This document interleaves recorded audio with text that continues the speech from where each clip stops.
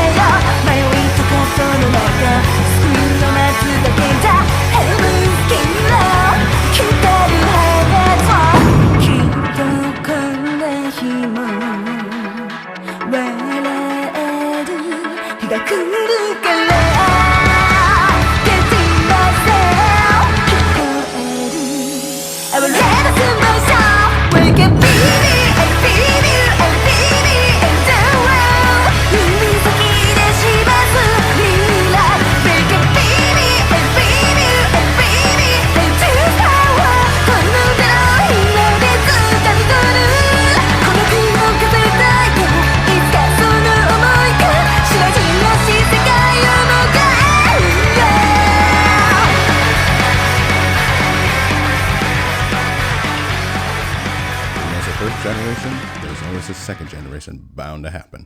Examples of this, you may ask? Son of Frankenstein, Son of Dracula, Son of Kong, etc., etc., etc. And the Godzilla franchise is no exception to that. And again, it was bound to happen sooner or later. The background of this is that Toho was creating a baby version of the King of the Monsters. He wanted to take a new approach, says director Jun Fukuda. So we gave Godzilla a child. More on that later. Are you sure that you gave Godzilla a child? Again, we'll get to that later. So, Monster Island's decisive battle, Son of Godzilla, what a title, was released on December 16th, 1967, with a somewhat mixed reaction. Some praised it with its unique moments with the father and son dynamic, while others straight up did not like it. Maybe it's because of those designs. Maybe.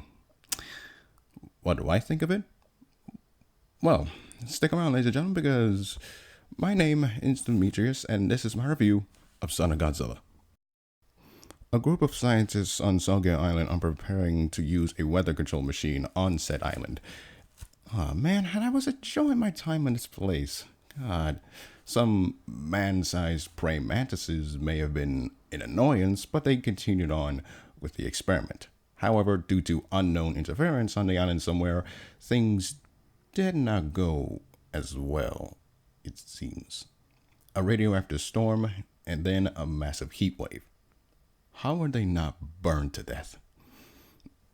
The reporter, Makigoro, played by Akira Kubo, is worried about the woman he found swimming in a lake earlier, but a failed experiment may have got her killed.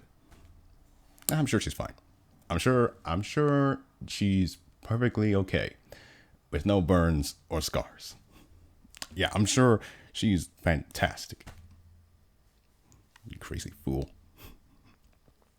Meanwhile, a few moments later, those same praying mantids, you see what I did there? Now named Kamakuris, or in this case, Kamakurasai, since there's more than one, have grown to 30 meters, more or less. 30 meters. That sounds like a nightmare. Can you imagine bugs being up to that size? Good lord. I'm glad they are extinct.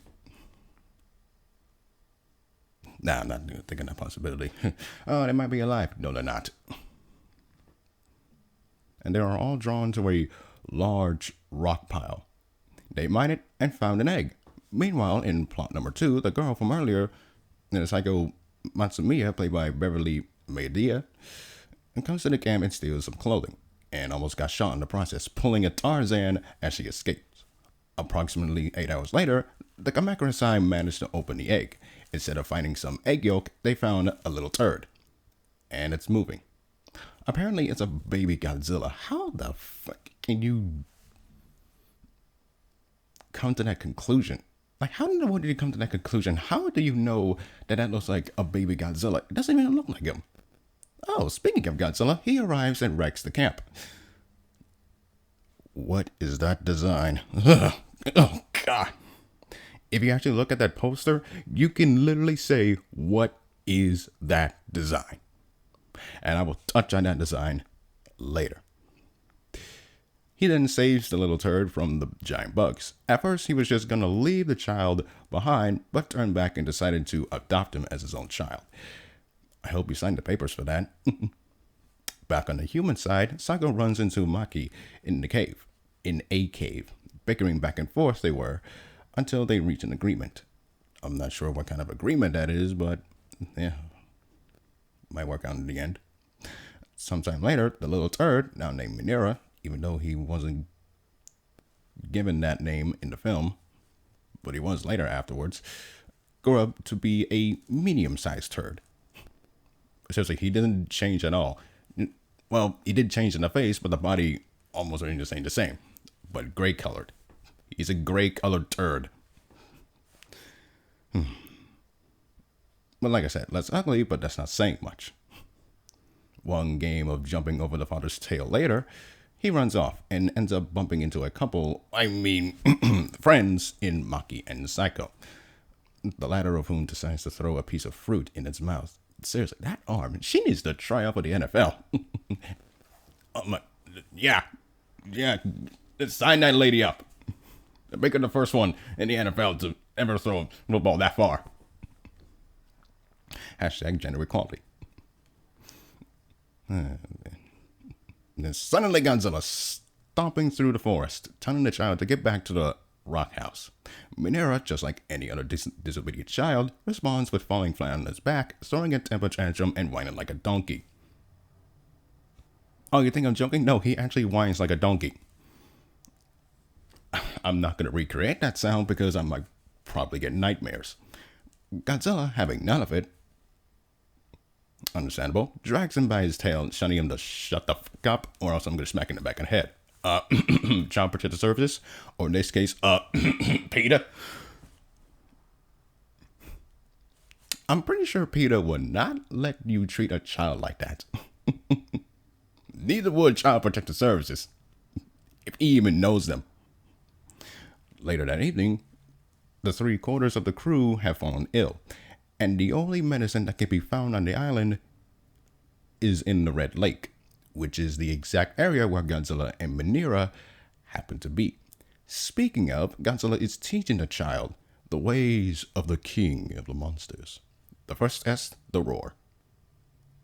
A bit ear bleeding, C-. The second test, the atomic breath. Minera doesn't want to do it at first, but Godzilla threatens him to, if he doesn't do it, he'll slap him in the back of the head. Seriously, PETA. Give PETA a call.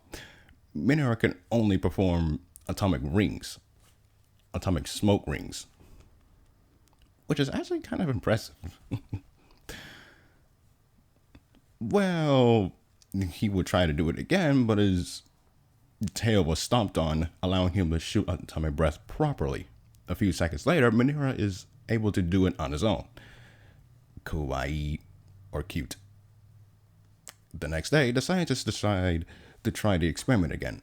Meanwhile, in plot number 3, a giant spider named Kumonga was awoken via Minera's shenanigans. Good going, you stupid idiot. My God. Minera, you just had to ruin it for everyone, didn't you?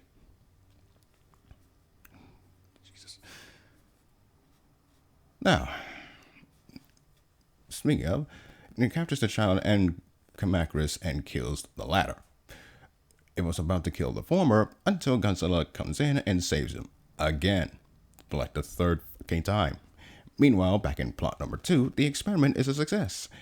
And starts snowing. Now the only thing left to do is escape the island. Godzilla and Minera, meanwhile, again, uses the power of father and son teamwork and kills Kumonga. That's nice. That's nice. Godzilla was just about to leave Minera behind, but decided to stay with him and hibernate together. The definition of which is when an animal or plant is dormant during the wintertime. The more you know. And that's it. Alright, folks. Stay tuned after the break for my final thoughts and final grade. I'll be right back.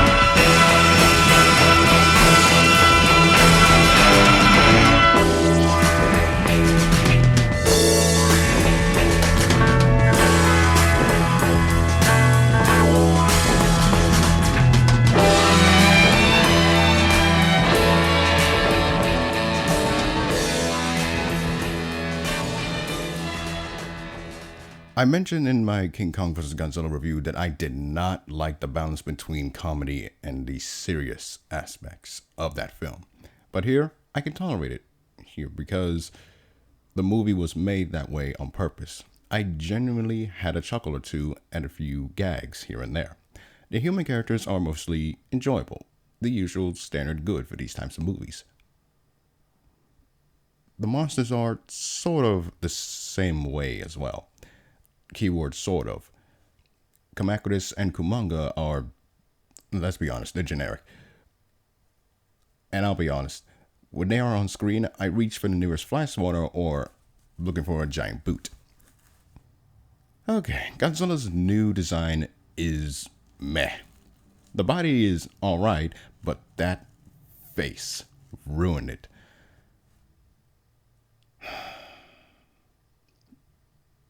That face, what is that face? That is just hideous. Ugh. Yeah, the face literally ruined the whole design, making it the worst design that I've ever laid eyes on. Minera even more so. It's bad enough that he looks like a certain dull bastard, only more gray, but when he hatches out of the egg, it's even worse. But the effects are good, and that's what saved it. However, and I completely forgot to mention this, with Tsuburaya-kun off to focus on his own company in 1966, Tsuburaya Productions, he was given a role of special effects supervisor. Sanemasa Arikawa was given the seat of the effects director, and he has improved since Sea Monster. Really good. The effects are good. The props and the two suits, design. Oh God, I can't get that face out of my head. Ugh. What was I saying? Oh yeah, the props and the two suits look good and impressive, and that's all that matters. Just oh God, oh my God, I could not unsee that. Oh God. Oh God, I need something to get out of my head somehow. Anyway, Masato Sato returns to score this movie, and he's getting better. I'm not lying. He's actually getting better with each film that he composed. The music here is good, but not memorable in my eyes, or ears in this case. Overall, Monster Island's Decisive Battle, Son of Godzilla, seriously, the obnoxious title on getting ridiculous, is an enjoyable film. The characters are good, the effects are impressive, and the music fits well with what's on screen. However, the uninspiring Kamakris and Kumonga, the horrible designs on both Godzilla and the little turd, or Minera in this case, knocked it down a few points, resulting in a final grade of 70 failed experiments out of 100. Good for a double rent. Now, unfortunately, by 1968, Toho was running out of ideas for The King of the Monsters. So, what was the next best thing? I know. They decided to bring every single monster that they created, sort of, and put them in one movie. So, the next time we meet, we're going to war. What kind of war? A monster war. Like, literally, a monster war. Until then, I have been Demetrius, signing out from the Brumakian podcast. Have a good day, everybody.